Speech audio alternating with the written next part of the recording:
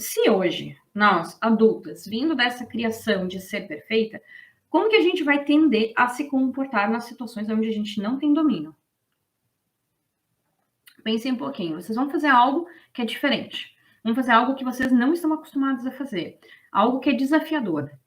Pensando que fomos criadas nessa coisa de ser perfeita. Seja perfeita, minha filha, faça tudo certinho. Qual vai ser a nossa tendência a se comportar? A gente vai ser mais passiva, a gente não vai querer errar, a gente vai se cobrar ao extremo para fazer da forma mais certa possível sem errar. A gente não pode jogar a aveia e o ovo para fora do prato, mesmo que seja a primeira vez, mesmo que aquilo talvez a gente não tenha competência ainda, a gente vai se cobrar para não fazer errado. Né? Então a gente vai ser mais passivo, não tão proativo quanto a gente gostaria, a gente vai ter medo, a gente vai ter ansiedade, a gente vai estar muito mais preocupado em agradar a expectativa do outro e não fazer aquilo do nosso jeito, ou a nossa maneira, ou que nos atenda, mas para atender o outro. Então tudo isso, sem que a gente pense, a gente vai reproduzir. Por isso, de novo, reforça a importância do autoconhecimento, para ver até que ponto aquilo me serve ou não me serve. Porque se não me serve, a gente precisa começar a questionar aquilo que a gente reproduz, tá? E aí, o mais interessante, e aí é legal assim, ó, porque eu fui criada um pouco mais solta, né? Então, a minha família é uma família, tipo, a minha mãe, minhas tias, minha avó, a gente fala muito sobre o passado. Eu venho de uma família um pouco mais feminista mesmo, então a gente sempre teve mais essa liberdade de ousar, de xingar, de falar palavrão, mas ainda assim eu tinha que ser exemplo. Eu era muito boa aluna, sempre fui muito boa aluna, não porque eu tinha que ser, eu gostava, sempre gostei de estudar, então nunca foi um problema para mim, mas eu não podia ser metida.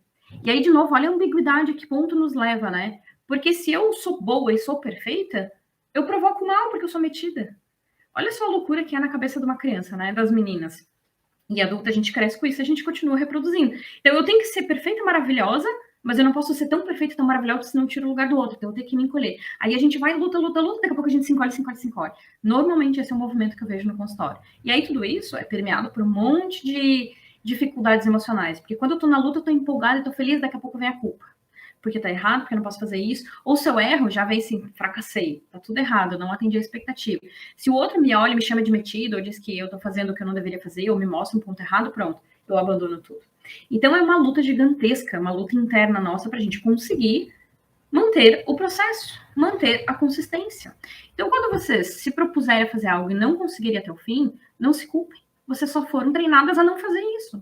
Mulher foi treinada a ser perfeita e chegar no fim e vencer como a Barbie. Um troféu. Alguém vai te dar o prêmio. Mas a gente não pode lutar, porque enquanto a gente luta, se dá certo, nos xingam. Nos mostram, ai que feio, ai que metida, ai que isso. E se dá errado, ai, olha só, tu não é boa o suficiente. Então, gente, a gente precisa ter consciência de se pegar leve, porque é muito duro. Então tá, agora eu preciso que vocês me digam. Faz sentido que a gente foi criada para ser perfeita? E se faz sentido que a gente foi criada para ser perfeita entre aspas, né? Mas assim, uma perfeição para ser boazinha, para não dar trabalho, para agradar os outros, para não se sujar, para não atrapalhar.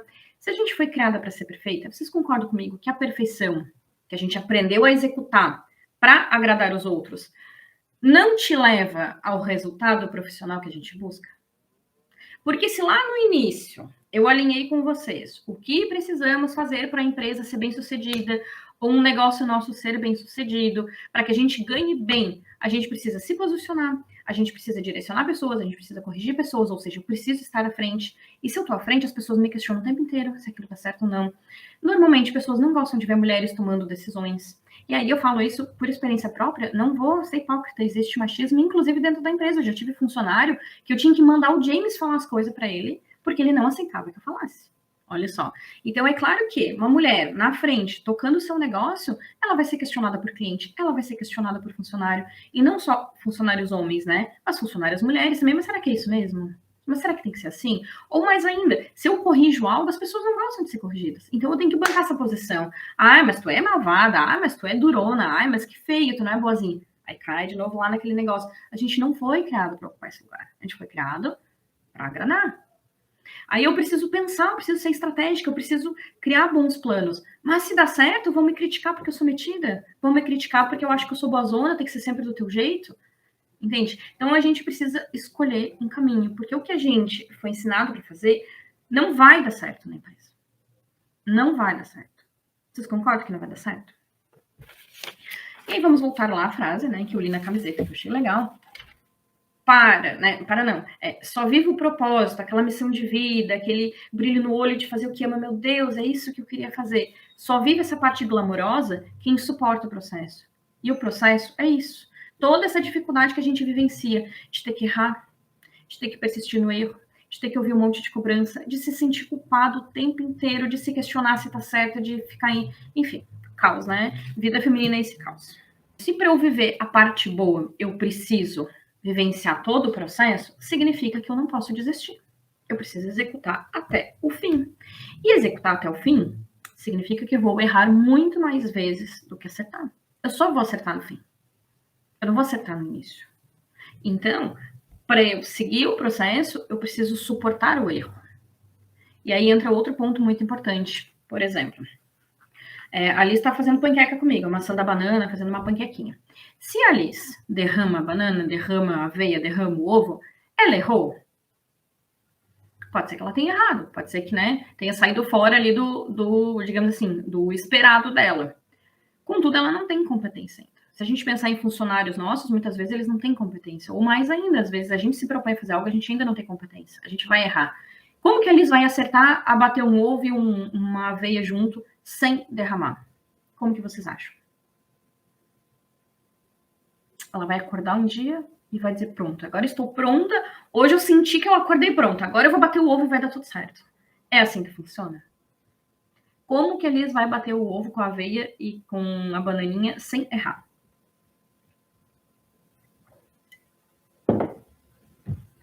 Praticando. Não tem outra forma de fazer isso. Ela vai ter que praticar muitas vezes até ela ter domínio. Isso significa que ela vai errar muitas vezes até ter domínio. E aí entra a procrastinação. Porque quando a gente erra uma vez, erra outra, a gente já desmotiva, a gente acha que tá dando tudo errado, a gente acha que a gente não tem competência, a gente trava, e aí a gente não quer mais sair da posição. Não, vou ficar quietinha aqui porque tudo que eu faço tá errado. Eu vou ficar por aqui mesmo porque eu já entendi que não é o caminho, porque, sei lá, o universo está me dando exemplos de que tá dando tudo errado. Quando na verdade não tá dando tudo errado. Erros, obstáculos, não significa fracasso. E isso é outro ponto que a gente precisa desconstruir, que a gente aprende, de alguma forma a gente aprende na infância, que é mais uma cobrança. Erros, obstáculos, problemas, imprevistos, são situações normais. Normais do processo. Não tem processo sem isso. Não tem luta sem suor. Isso seria o suor da luta. Não existe luta sem suor. Mesmo que lute dentro do ar-condicionado, não tem como eu lutar e vencer uma luta sem suor. Não existe.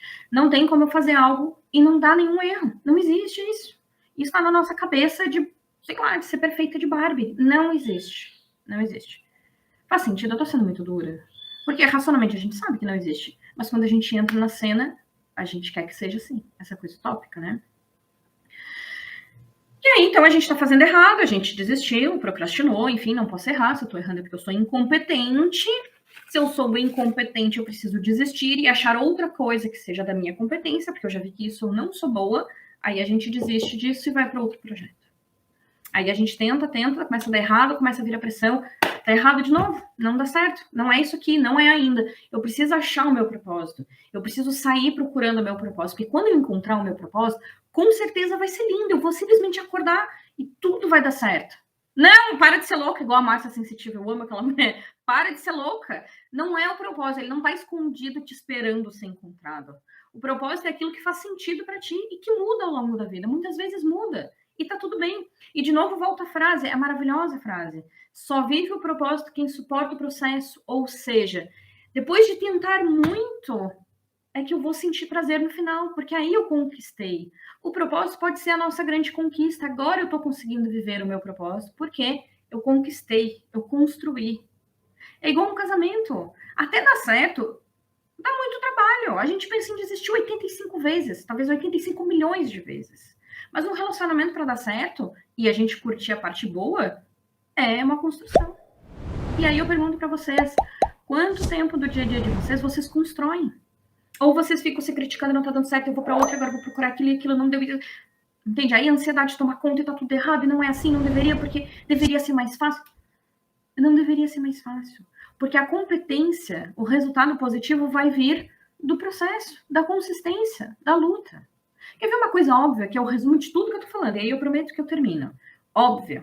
Vou fazer um bolo, vou aproveitar o bolo de banana, já que ele já amassou a banana, já jogou a aveia, fez uma lambança, a massa já tá pronta. Vou assar um bolo de banana. O bolo de banana precisa ficar no forno 40 minutos. Eu deixo 15. O bolo não vai ter estrutura. Aí eu vou dizer, pô, que bosta de bolo. Olha que bolo ruim. Horror. O bolo deu errado. Aí eu pergunto para vocês, o bolo deu errado, o bolo é ruim, o bolo realmente é uma bosta, porque é culpa do bolo, ou porque eu não respeitei o processo? Não preciso responder, né?